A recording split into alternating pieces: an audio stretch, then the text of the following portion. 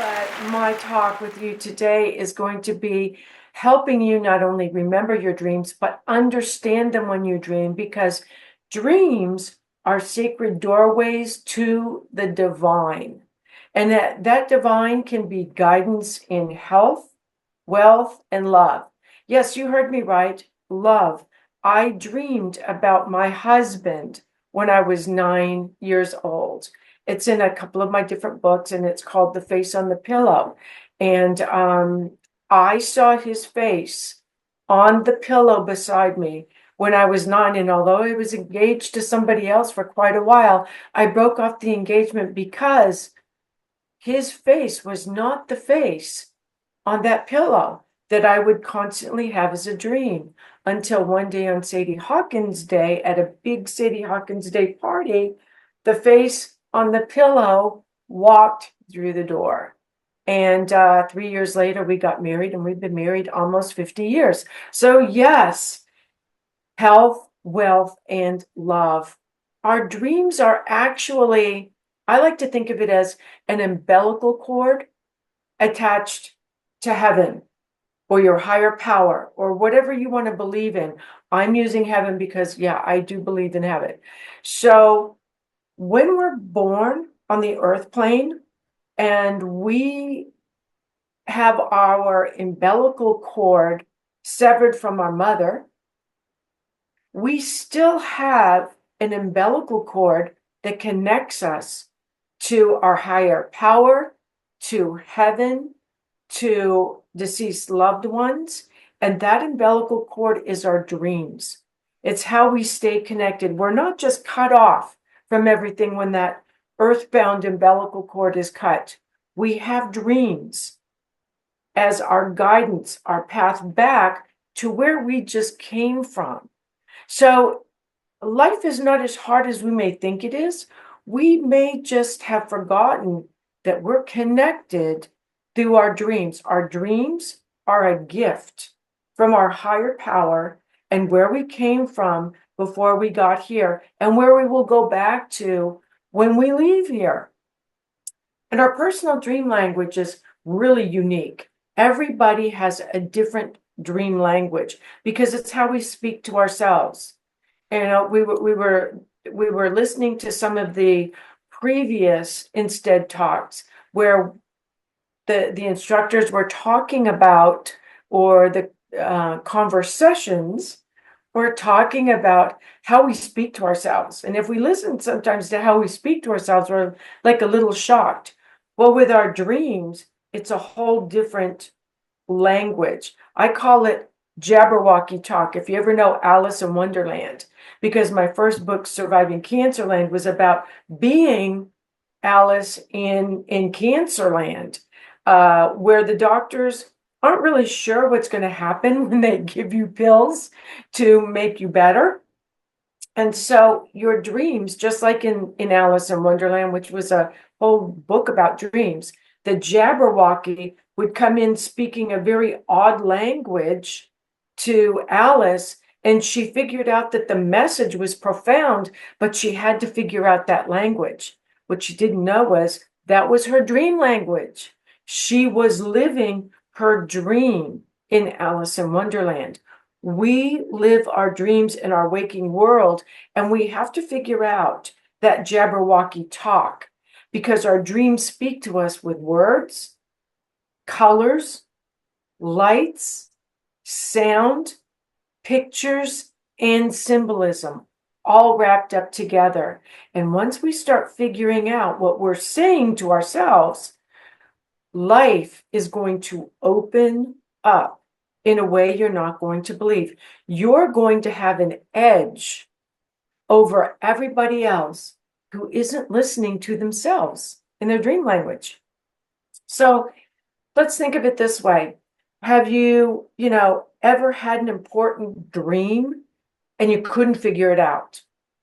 Perhaps it was a recurrent dream. That's where you keep having the same dream over and over again because there's an important message in there and you're not able to figure out what you are saying to yourself, what your spirit guides or guardian angels are saying to yourself through that umbilical cord. But it's really important that you get that message.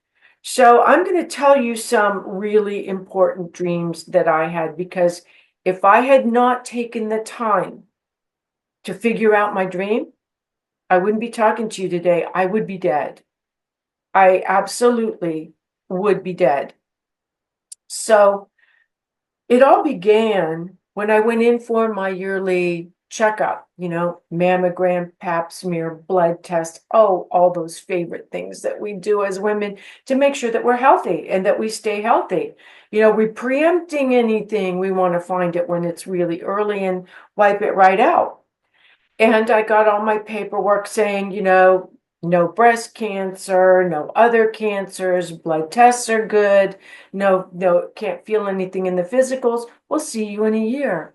And that night, I had a dream in which I was dreaming my regular dream. And I don't even remember what that was because it wasn't important. It was just to get me to the important dream, opening up those dream doors to get me to the important dream. And all of a sudden, my dream froze. And I stood there looking at this frozen dream, sort of like you would look on your computer when your computer page freezes and go, what's going on? And then you know how on your computer page you get that little circle? Well, in my dream, I got a little circle that kept getting bigger, and I could kind of see through the circle, and that circle became a door, and through that door walked a monk. And I remember saying to myself, that is really weird for a dream. Now, as soon as I said that, that's really weird for a dream, my dream became a lucid dream. And one of the most important things about a lucid dream is change the ending and you'll change your life. Remember that. Change the ending and you'll change your life. For another dream I'm going to share with you from somebody else. I looked at the monk, and it was a Franciscan monk, brown hooded robe, the rope belt, the sandals, the works. Monk walked up to me and said, "Come with me. We have something to tell you." I'm kind of looking around my dream going, everything else is frozen. Why not? You're seldom afraid in a dream unless you have some big dragon or something, although monks do command respect. So I walked through this dream door. I went over the threshold. Look at the symbolism there. And inside were two more monks. And I was in the room between realms that we often go to in our dreams, but don't realize we've gone there until we start speaking with deceased loved ones. And in this case, I'm speaking with monks. One monk walked up to me, took my hand. Now it's tactile. It's gone into another dream realm. Puts it on my breast and says, "Do you feel that?" I said, "Yes." He said, "That's breast cancer. You go back to your doctor tomorrow without an appointment, and you tell him you need a second set of tests." Well, I'm thinking, well, that's bizarre. Again, lucid dream.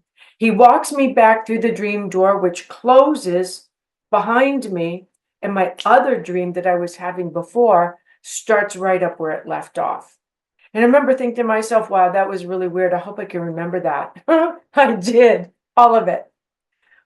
I went back to my doctor. My doctor did the same tests again, told me I was healthy and to go home. And this happened for 3 months.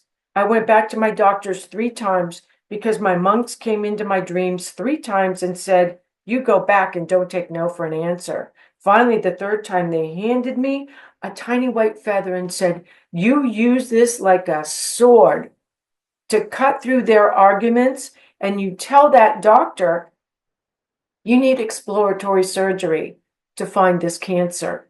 Long story short, I got the exploratory surgery. I was in stage 2 breast cancer with it in my lymph nodes, and the doctor was in shock. So that precognitive lucid dream saved my life, but that's not where it ends. Oh, no, no, no. Almost 5 years later to the day, Again, I go to my doctors for tests, the big 5 year after chemotherapy, radiation therapy, surgeries. I think I'm healthy. I go to my doctors. They say, oh, yeah, you're healthy. Congratulations. You hit the 5 year mark. And I go home, go to bed that night, and the monks are back. And they said, it's back. You need to go back to your doctors and tell them you need an MRI. Long story short, I had to fight like the Dickens to get that MRI. It took me 3 months to get it. And I had a 9 by 11 centimeter tumor that again had been missed by the medical community, but my dreams told me it was there.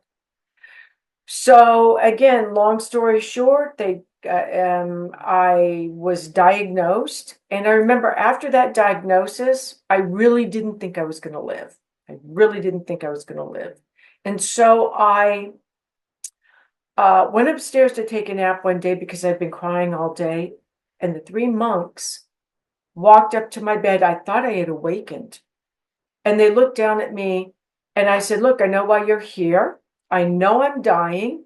You may want to go and tell God, warn him that I'm coming because I have some big bones to pick with him." And they looked down at me and they said, "Kat, don't you remember?" And I said, "Remember what?"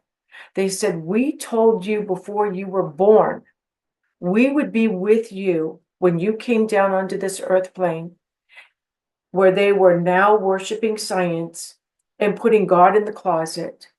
And we told you we would help you every step of the way. And we have. You are not going to die. This is your purpose. This is your life purpose." And I looked at those monks and I said, what was I smoking up there when I decided to do that? And they laughed and turned around and they walked out of my dream. And I'm here 25 years later. And so by allowing me to tell my dream stories to you just now, you've actually helped me fulfill my life purpose. But my goal with this Instead talk is to help you learn about your personal dream language by sharing some more dreams with you of other people's dreams, and by telling you that I have a free dream journal download for you on my website. You can go there, download it, and then take that whole journal, put holes in the side, and put it into whatever you want. Put it next to your bed and follow the directions on how to figure out your dream language, figure out the nuggets of gold in them, and become familiar with your spirit guides and guardian angels. I would never have picked monks. I don't know, other people tell me, oh, they've got this beautiful angel, or I have a talking animal, or I have a bird, or I have a fish, or the wind. I have monks. I'm grateful for my monks. Couldn't be happier. I want you to meet your spirit guides and guardian angels. So my conversation today is based on real life, dream life experiences of higher power and inner guidance to keep us on our life purpose path. Because even if your parents told you you just happened in the back seat of that old Ford, you didn't. You were accidentally made on purpose. You had the goal to come down here. You have a life purpose, and your dreams can help you figure it out and keep you on that path. So before I go, I want to share one more really important dream with you. And it's Debbie, and it's Linda's dream. And it is a healing dream, and it's also a lucid dream. So Linda was a friend of mine. She called me up and we were doing a radio show together, and she goes, "Kat, I'm never going to sleep again in my life, ever. Every time I go to sleep, I have this horrible nightmare. It's making me sick. I'm not getting any sleep. My husband is talking divorce, and I'm not going to go to sleep." And I said, "So tell me the dream." And she said, every time I go to sleep, I'm in the living room with my husband sitting on a couch. There's a knock at the door. We're watching TV, a live show on TV. He gets up, answers the door, opens it, and it's my father. And I scream and I wake myself up. I said, why are you screaming? Are you afraid of your dad? She said, he's dead. I'm glad he's dead. I hate that man. I was hoping that once he was dead, he would leave me alone. I'd never see him again. And he's showing up in my dreams, so I'm never going to sleep again. I said, do you want the dream to go away? She said, yes. I said, okay, the next time you have the dream, don't let your husband answer the door. You get up and you answer the door. He's asking permission by knocking. He couldn't come to you without permission. He has something to share that's important. He's changed since he's on the other side. Find out what it is. Ask him why he's here. Figure it out. And then the dream will stop. Otherwise, it's recurrent. You've been having this for years, you said. It won't go away till you figure out your nugget of gold. So she hung up. The next day, the phone rings and she goes, Kat, you're not going to believe this. I had the dream last night and I did what you said. I walked over to the door. I opened the door. My dad was standing there and I said, what do you want? And he said, Linda, I love you. And she said, I don't know what happened to me, but I threw my arms around his neck and I said, Daddy, I love you too. The dream stopped and I went back into my other dreams. I haven't had it since. I don't care if I have it again. When I open the door, I'm going to hug him. Her illness went away. She sleeps like a baby. Her husband stopped talking divorce, and her life changed for the better. With a lucid dream, change your ending, change your life. Let it heal you. Thank you so much for listening to my conversation today.